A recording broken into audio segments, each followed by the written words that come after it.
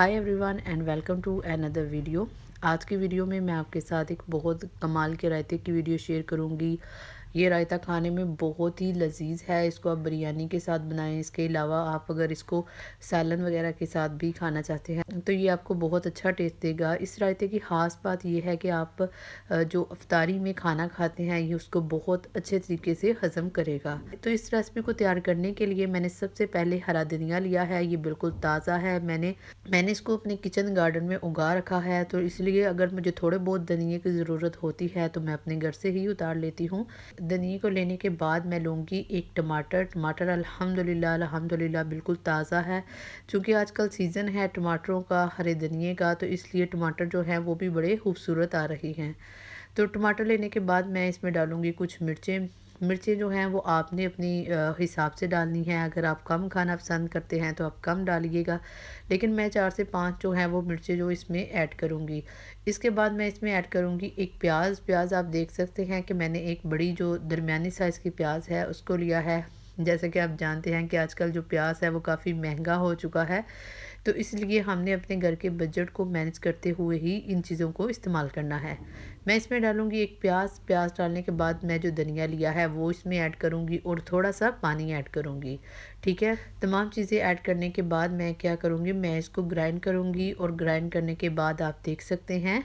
अच्छा, मैं आपको एक बात बताना भूल गई हूँ कि मैंने इसमें थोड़े से पुदीने के पत्ते भी ऐड किए हैं। इसी दिन मैं आपके साथ शेयर करूँगी कि मैंने जो पुदीना है वो किस तरह उसको अपने किचन गार्डन में उगा रखा है।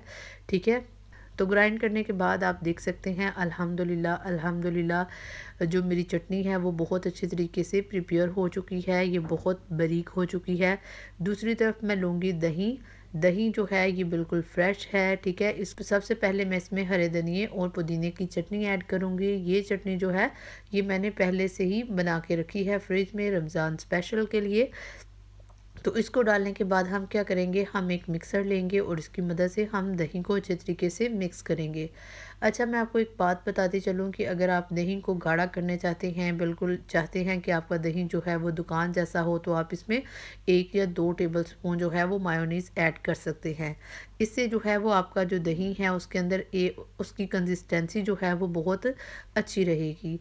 इसके बाद मैंने इसमें डाला है जी नमक। नमक जो है वो मैंने अपने हिसाब से डाला है। इसके बाद मैं इसमें डालूँगी ज़ीरा पाउडर। ज़ीरे के बाद मैंने इसमें चाट मसाला 1 चम्मच जो है वो ऐड कर दिया है। तमाम चीज़ों को ऐड करने के बाद हम इनको अच्छे तरीके से मिक्स करेंगे। तो मिक्स करने के बाद जो रायता मैंने बनाया है, ठीक है, वो मैं इसमें ऐड करूँगी। ठीक है? इसमें ऐड करने के बाद हम क्या करेंगे, हम तमाम चीज़ों को अच्छे तरीके से मिक्स करेंगे और हमारा रायता जो है वो है अल्हम्दुलिल्लाह तैयार है।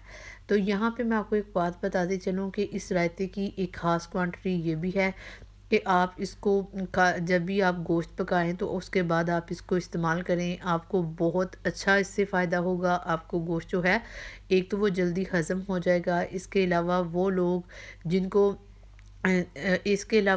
जिनको बदहज़मी का मसला रहता है वो लोग जो है वो इस रायते को रोटी के साथ इस्तेमाल करें। इंशाल्लाह उनका ये मसला जो है वो बहुत अच्छे तरीके से हल हो जाएगा।